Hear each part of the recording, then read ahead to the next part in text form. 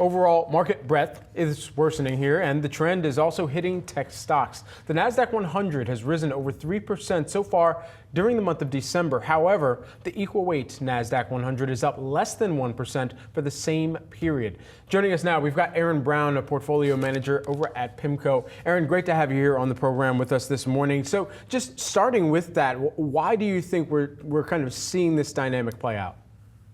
There's a real dichotomy between the haves and the have-nots in the tech sector right now. What you're seeing is that those tech companies that are really leveraged to the AI theme continue to do quite well, whereas those semiconductor chip companies that maybe are more geared towards the old economy, to the autos, to more of the analog and industrial sectors of the economy, have really underperformed relative to, the very advanced chip node AI companies. And so this dichotomy has played out throughout the entire year. It continues to play out.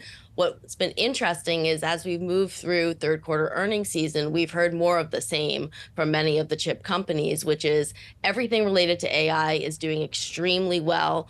On the other hand, the industrial cycle continues to be a laggard. And if anything, it's actually been pushed out.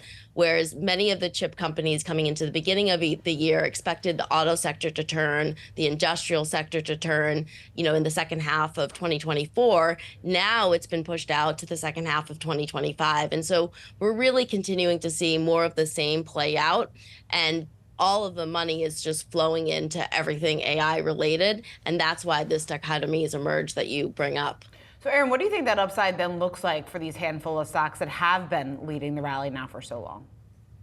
So I think what you continue to see is quarter after quarter, you've seen positive revisions to the AI sector, and they continue to see more growth ahead, more demand than they're even able to meet. And their constraint is on the supply side, not on the demand side. So I think that this is really a secular trend that's going to continue, at least for the foreseeable future, the cyclical horizon. And I think 2026 is going to be 2025 is going to be another good year for the AI levered names.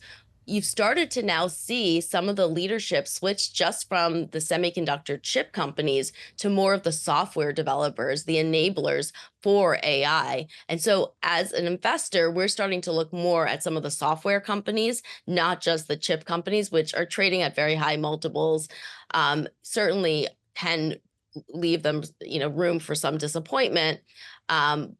But I would be buyers of any weakness that you see in some of these AI chip companies, but also start to turn my attention to some of the software enablers. We've seen a massive post-election rally here, and that's certainly playing into where we've seen the valuations get stretched here and where the sentiment has really prevailed among the markets and investors as of right now.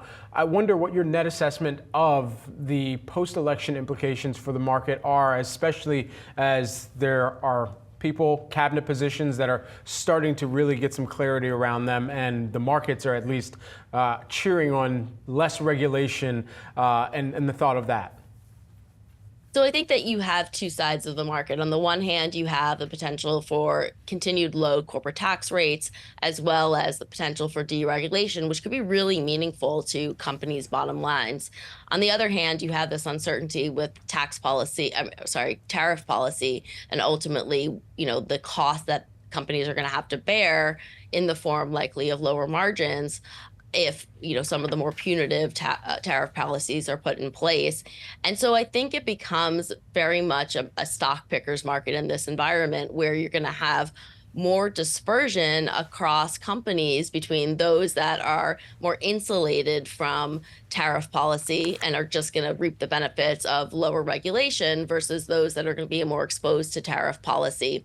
In aggregate, we're still going to have, I think, a fairly decent year next year for stocks. It might be a little bit volatile, particularly as some of these tariff policies are put in place.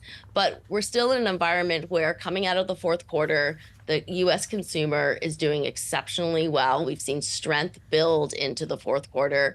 There was a period of weakness over the summer for the U.S. consumer. That's now been ameliorated, and we're seeing actually strength build into the fourth quarter.